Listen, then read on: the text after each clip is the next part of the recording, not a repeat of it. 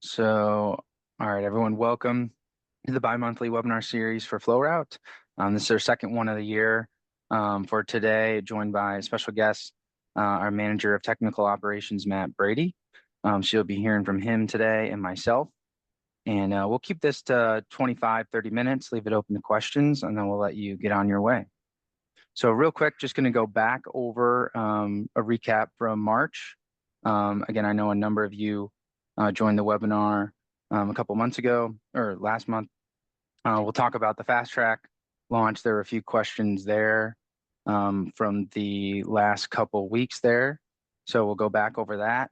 I'm going to turn my camera off for slide processing here. We'll have Matt do a technical operation overview, a number of updates there that we're excited about. Go back over some solution trends that we got from the field, from a number of strategic partners. And then we'll go over some upcoming events coming up in Q2 and Q3 from the BCM and Flowroute side of the house. So again, thanks for joining. Appreciate your partnership and looking forward to working with you all more in 2025. So real quick, I know there's a number of new folks today. You've just signed on with Flowroute over the past couple weeks or month. So I always like to give a quick snapshot of BCM1 as a whole. So a number of different logos here. You're going to notice these as you probably navigated around the telecom industry over the years. So just a quick snapshot. Again, BCM1 founded in 1992.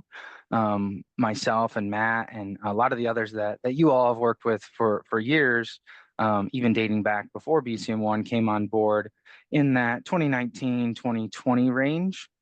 So a number of us coming from smaller founder-led SIP companies. But the main story here that we like to call out is, depending on how you want to go to market or depending what you're looking for from a customer perspective, we can probably solve it from a SIP standpoint. So again, whether that's on the Flowroute side, which a number of you are here today for. I know some of you have tried out our SIPTRUNK and SIPUS platforms, and you're looking for some additional API offerings and SMS offerings through Flowroute. Welcome. And then we also have it the other way around, right? So these networks are all still separate.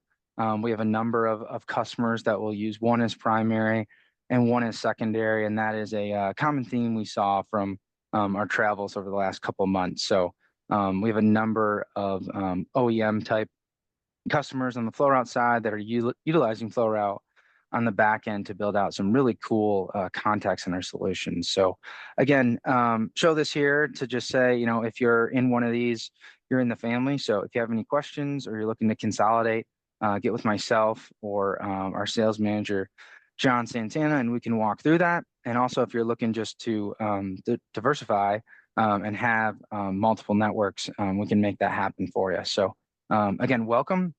Looking forward to working with all of you.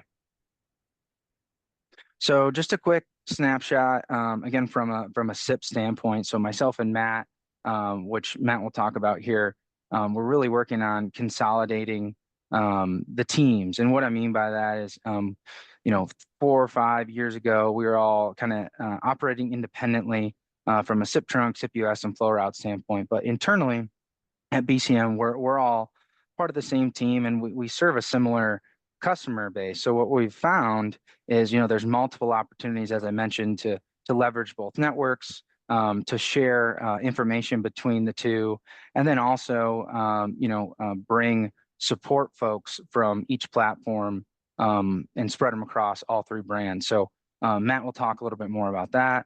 For those of you that have came from our SIPTRUNK side of the house, some of the offerings that we've rolled out over there, you'll notice are actually from Flowroute. So a couple things we'll focus on, again, for those of you that have been with us for years. This won't be anything too new, but basically we're the gas to the car, right? So anything SIP-wise, pending the configuration, we can get it handled. Just want to talk through that with you for what suits you best and your customer best. A lot of what we'll touch on, especially over the next couple of months, you're going to see us really lean into the patented failover options. So again, for those of you that have utilized HyperNetwork on the Flowroute side, it's that. It's just a re-rollout of it. So we have a number of customers, especially with it being school season here, that are taking advantage of that. So I'll touch on that a little bit more at the end, but really excited about the developments we've made there. There are partner program options, again, for those of you, if that is your business model, get with myself or our sales manager after to walk you through that. And then we just launched a mentor program. So this is for customers or partners. Again, we have a long-standing relationship with a number of these folks. And again, we're just the gas of the car, right? So if there's questions on implementation, on licensing, on how to start an MSP type business, get with us. We can introduce you to one of the folks in the mentor program. And it's also good for customers looking for different options as well. So really excited about the progress there.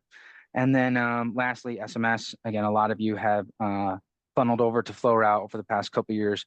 Because of that, we did talk about 10 DLC and some improvements we're working on there throughout Q2 and into Q3. So again, just a quick snapshot. Basically, anything SIP related or voice related, let us know. We'll put you in the right home, whether that's Flowroute, whether that's SIPTRUNK, or whether that's even the peer IP side with Teams and WebEx. So just real quick to bring some of the folks up to speed from March, we did launch this in the portal. So if you're looking to get SMS set up, the 10 DLC registration link is in there now. Again, we're still working on really ways to make this more efficient. We understand that there's a lot of information to fill out, especially with changes in privacy policy and some of the things that are being funneled to us from the registrar for customers' websites. So more to come on that. We have designated previously a sales engineer to this role. So if you need a little bit of if you need an extra set of eyes on a 10 DLC registration, let us know. We can designate Todd, which a number of you have met over the years, to assist with that. He's really getting into the weeds and from a 10 DLC standpoint. So excited about this. It's just, step one of getting this in the portal and making the process easier for you all. And now we'll build on it with, more content and how-tos as we go along here. So the other thing we touched on in March, which we were getting a lot of feedback about and inquiries about getting started, was the FastTrack promo. So this goes for any customer that has voice traffic, DIDs, toll-free minutes, not currently with Flowroute.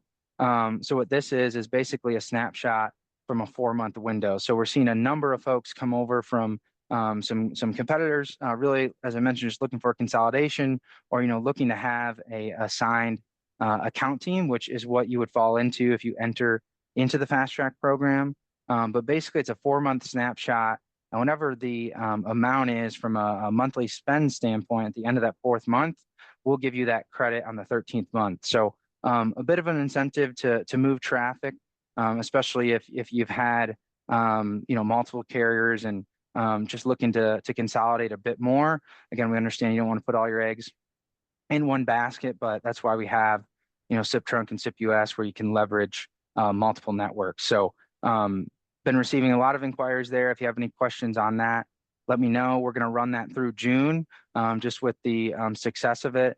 And really from this standpoint, it's not just to move traffic over, it's also to give you guys an elevated onboarding experience. So through the FastTrack program, we'll assign our porting manager and our director of operations. They're available for biweekly calls, which have been super helpful as folks have worked to move over from other carriers. So a lot of times, we're just the last piece of the puzzle. We know there's billing integrations and other items that need to happen. So again, if you're interested in the FastTrack promotion, let myself or our sales manager know, and we'll get you started on this before the end of June here. All right, so enough from me. I'd love to introduce, which most of you would have met over the last couple of years, but Matt Brady from our technical operations team. So Matt, you want to do a quick intro, kind of where you're at, how you got started with Flowroute, and then we can go from there with some updates. Absolutely. Thanks, Mitch. So yeah, my name's Matthew Brady. I'm the manager of technical operations for BCM1 e-commerce. That includes Flowroute, SIPUS, and SIPTRUNK. There is another Matthew on the team, so sometimes that can get a little confusing. That's Matthew Kirby. He's one of my leads for my teams. But yeah, I came over to BCM1 with the Flowroute acquisition. I originally started at Flowroute about 5 years ago now, and have been working in technical operations since then. So I'm sure I've talked to some of you in the past. And thanks for having me, Mitch. Absolutely. So as Mitch kind of talked about, my team now covers, Flowroute, SIPUS, and SIPTRUNK. In the past, we had these broken out into different teams. Now we've kind of collapsed those teams within e-commerce to be one support team. That's to hopefully help you guys out more. So we have some more people working on things, and especially those of you that use the other platforms within e-commerce will be seeing your names in multiple different platforms and networks as we work through issues with you guys. So we've been doing that for a little while now. Did a lot of cross training late last year, and our team seems to be going strong with that now. So very happy with the team doing that work, trying to learn the other platforms and help out as much as possible. So specific to Flowroute, for during business hours and after hours, kind of how to get support. Our business hours are 8 a.m. to 8 p.m. Eastern time. You can call our toll-free number. It's on our website, 855 356 9768, and that'll get you routed to somebody on my team if you pick the technical support option. We don't gatekeep or anything like that. So you will get somebody, and if everybody's busy, you will get me. So we like to talk to people on the phone. It's a great way of opening up a ticket or getting some quick help when you need it. Obviously, the other way is support@flowroute.com. There's, lots of people that prefer to just email, and we're happy to do that as well. So both ways work great. After hours and on the weekends, we do have the queues monitored. We do have an on-call that's watching the network and everything as well. But we're looking for urgent issues, things that might be hard down or urgent issues like that. But we also monitor for fraud. And fraud is becoming, as you probably all know, more and more of a thing we need to be cautious with, the FCC, and making sure that we're not polluting the publicly switched telephone network with fraud. So one of the best ways that you all can help us out with that is making sure that your account has an email that's up to date and that's monitored. We will always reach out first to that email address that's on the account, and reach out via that with fraud. So we're continuing to fight that, continuing to try to protect you guys. And the other thing in that is we do have various tools within the Flowroute portal under fraud control that you can use to create limits with outbound rates and different things like that, using IP authentication instead of SIP credentials. So all of those are good things. If you have questions on those, feel free to give us a call or open up a ticket.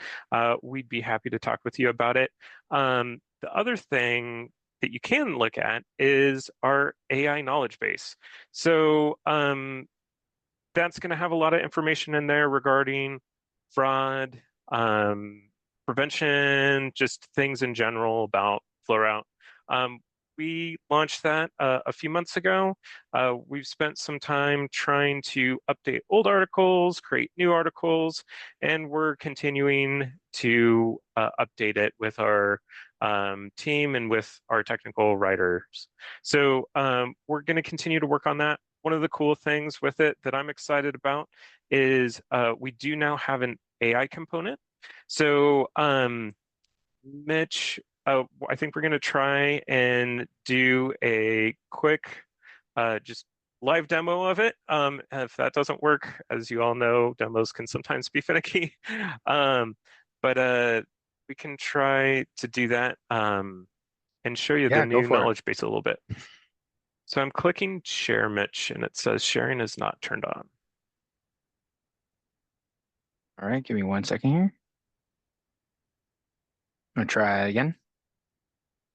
Yeah, it's still saying the same thing.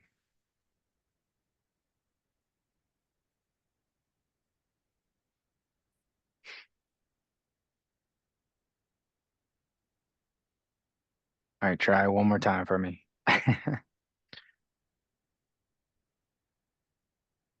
There we go. All right.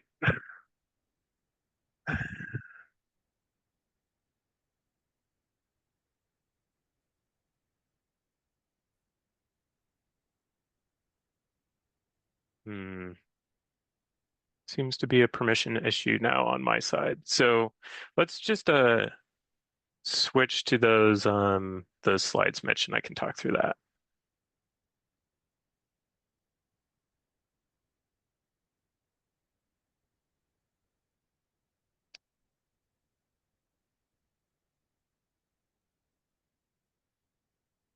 All right.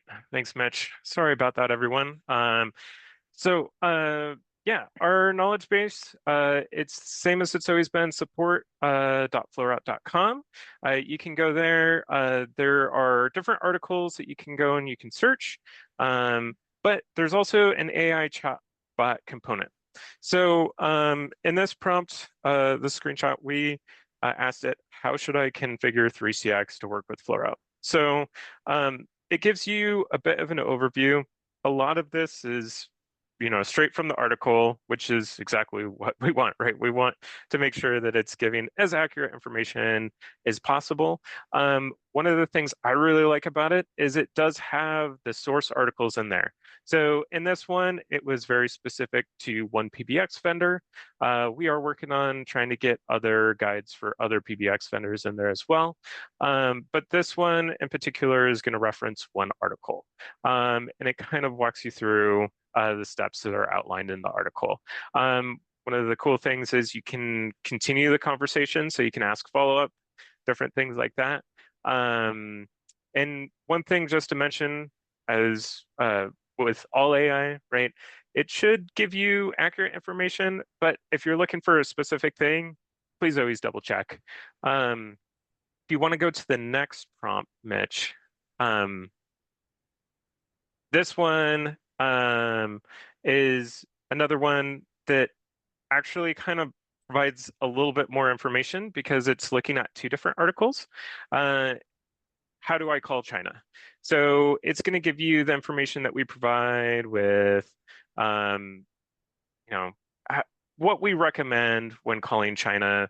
Try to make sure that it's, a certain amount of calls a day, only one call per second, those types of things. But then it's also going to give you some more information on how to format it because it's pulling from two different articles. One is completion of calls to China, and the other article is dialing format. So it provides you with that dialing format as well. So again, this can be useful if you just have a quick answer and you want to try and figure out like, okay, how do I potentially do this? It can give you that nice overview, and then you can drill into these articles as well. Was there one more, Mitch, that we had? Yep. Okay. Perfect. And so as we were talking, how do I protect my account against toll fraud was another one that I put in there. The interesting thing about this one is we got a little bit of a wrong answer on step one there. So just as always, like I said earlier, anything that's regarding AI, if something doesn't pass snuff or it's not working or you're trying to figure out what's going on, it can be a super useful tool, but sometimes it's wrong. So instead of enable outbound SIP credentials, we recommend disabling outbound SIP credentials and using IP authentication whenever possible. Obviously, that's not always possible, but yeah, it's a great resource to be able to use to get some quick answers if you need it. Obviously, like I said earlier, we're always available over the phone or by email. So if you do, I think this is a great resource, but we're also here to help you as well. And Mitch, I think I'll turn it back over to you.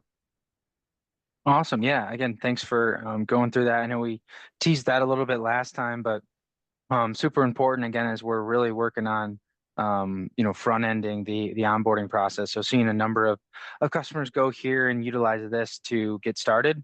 And then as Matt said, really working on beefing this up with videos and other content. So any sort of suggestions, send them this way.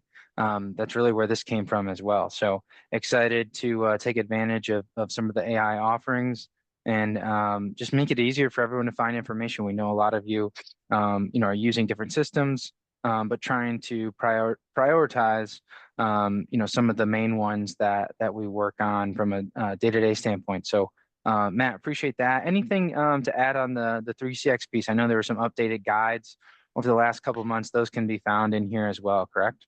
Yeah, so we have a V20 guide out there that you can use now if you're moving over to V20.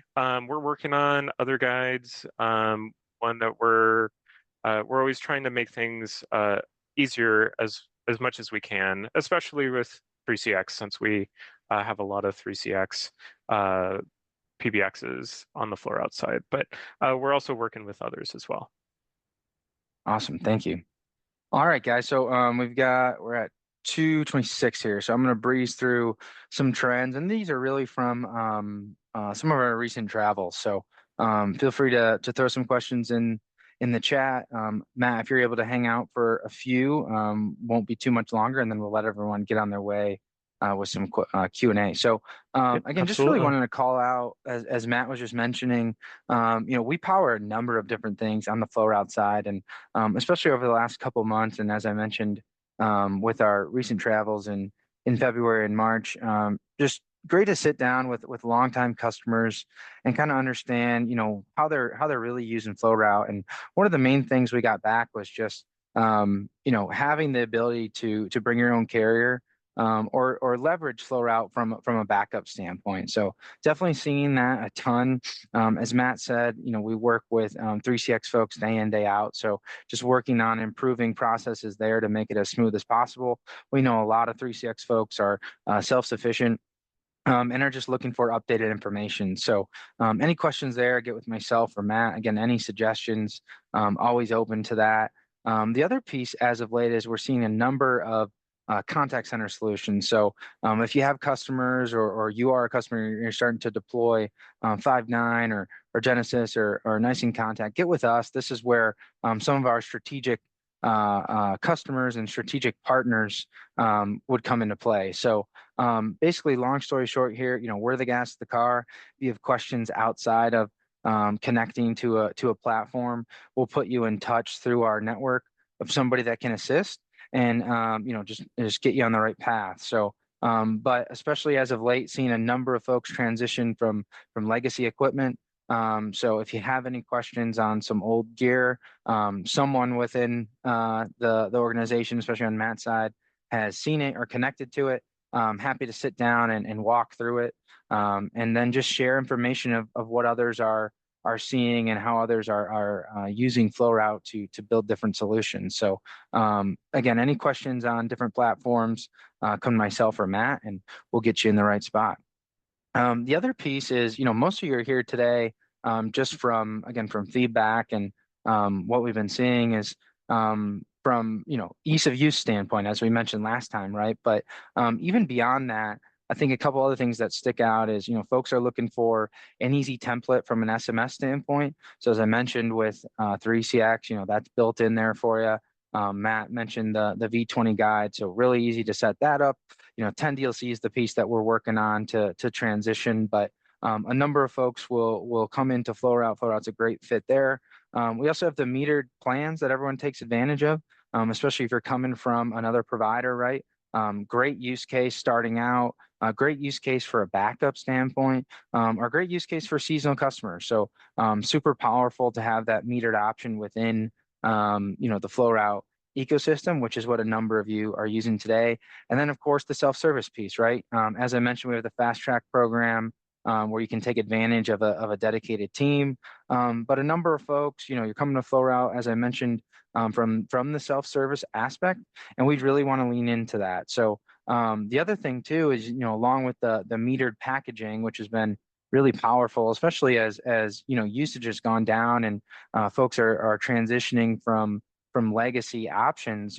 It's a very powerful ROI model. So the other piece of that we've seen from recent presentations we've done with some school districts is just the burstable options. So not super common from a legacy standpoint, but coming into Flowroute, you could start up today. You could run 10 calls at one time. You could run 100 calls at one time. So seeing a lot of folks use that to their advantage, again, especially as you're transitioning off some of the legacy gear and legacy equipment into new platforms and updated solutions. The other thing I wanted to talk about is through the family, right? Through SIPTRUNK, SIPUS, and some of these other options. We have had folks that, again, they're using Flowroute from a day-to-day standpoint, but maybe they need more of a packaged program. We do have that for you.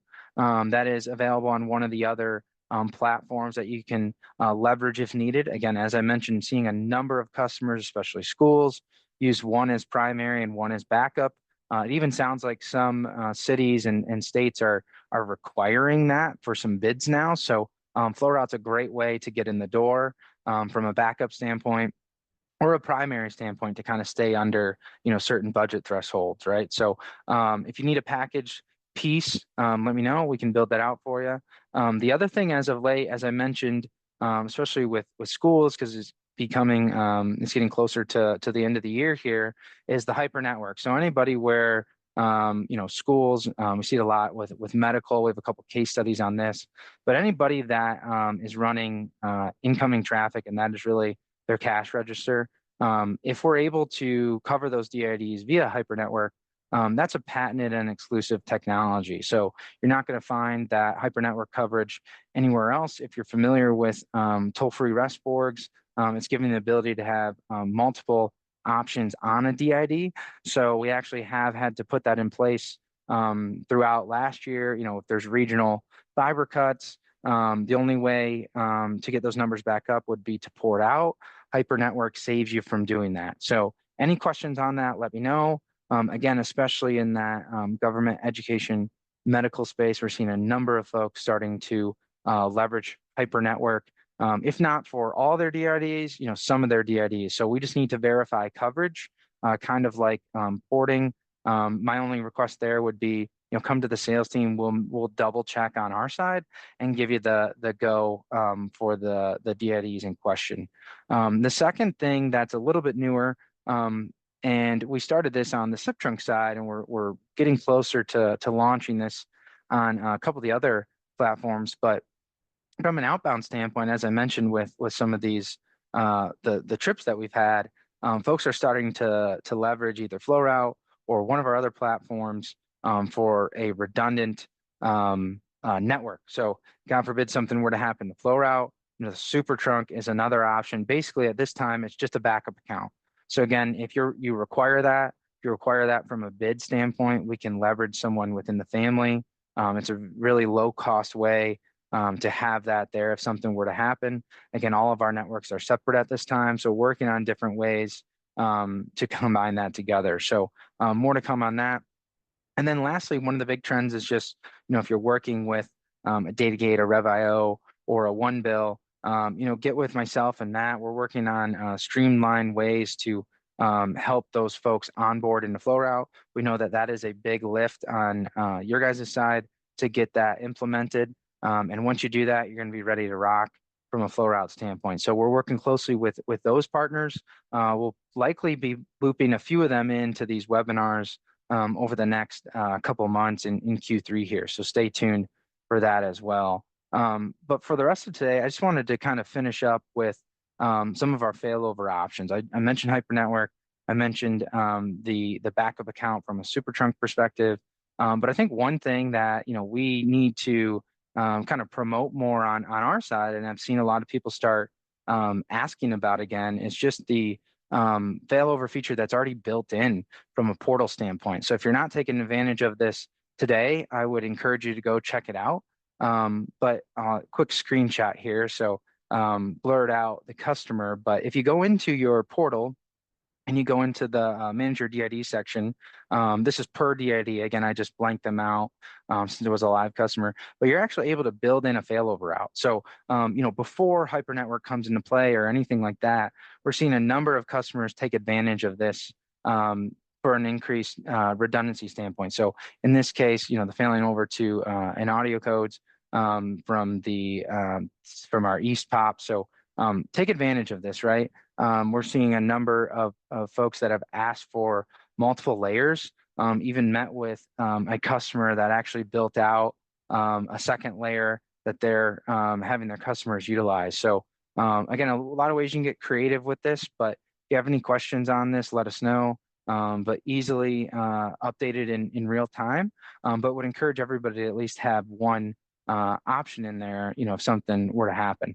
The other thing too that we're seeing people ask more is just that alias piece. I'm not sure if you guys are utilizing that, but that's just a great way to kind of organize your DIDs in a different way, especially if you have multiple locations under one account and all that good stuff. So, and lastly, you'll see on here, there is the HyperNetwork checkbox, right? So not only are these DIDs configured for a failover route, but they also have three of them also have HyperNetwork flipped on. So again, any questions on there, any questions on that, get with me and the team. We just need to double check HyperNetwork coverage. But if you have all this built out, really, really powerful from a redundancy standpoint. So you're going to see us build some how-to videos around this and just give you guys an easy way to, if you don't want to set this up today, you can revisit a couple months down the road and update it in real time. And then lastly, just to end on the HyperNetwork, as I mentioned, if you take advantage of the failover options that are built in the portal, it is patented and exclusive, and it's really built for that education, healthcare, and government. And we're really seeing anybody inbound. So some of these contact center partners and customers that we're working with are building on top of what they already have. So as I mentioned, just need to double check coverage, but we have had to put it in play. Given recent events since 2017. So I just want to end with this. We're going to start bringing on some strategic relationships. And again, we're just the gas of the car, right? So we want to provide some other value to you all, whether that's from a IT standpoint or just ways other customers and partners are leveraging Flowroute. So look out for this over the next couple of months. A few of the folks we're going to bring on are going to be more of a fireside chat in terms of how they're utilizing Flowroute and how they've built their business around it for increased revenue streams or to sell other products or improve their current telephony. So a couple of those partners are from the contact center space. A lot of them are focusing around BYOC. So again, more to come on that. That will be over the next couple of months, but really excited to have those folks join us. And if that's something you're interested over time, let myself or Matt know. We're looking to build out this webinar series and again, bring you guys valuable content. So I'm really looking forward to that. That will probably be June 12th. So just to end on this, we'll be back in the Midwest in the Kansas City area in mid-May. June 12th, we'll launch that special guest webinar, as I mentioned. For those in Texas, we will be doing a event with some of our partners in the area. More to come on that, mainly centered around 3CX education and some of the new items we're rolling out in Q3. So that'll be June 18th in Austin, Texas. More to come once we have that officially locked down. And then for anybody in the Midwest Great Lakes region, we will have a number of folks, Matt included, our sales manager from out west as well. coming into our Grand Rapids, Michigan office. So really excited about that. If you're in any of those 3 areas, let us know. Would love to meet you in person, have a conversation, get your feedback on Flowroute, so we can better serve you guys throughout this year and next year. And then lastly, check out the marketing hub. There's some content there. A lot of folks have been asking about that from a Flowroute standpoint, and then the developer piece that Matt mentioned, from a knowledge base and then an API standpoint as well. So with that, we're right at 2:39. Saw a couple questions. So I know Matt's got a hard stop here. So I will stop there and let's see what we have here. And I will answer that one offline. If there's any other questions, I will stay on with Matt for a few. Otherwise, we appreciate everyone joining us today and look forward to working with you all.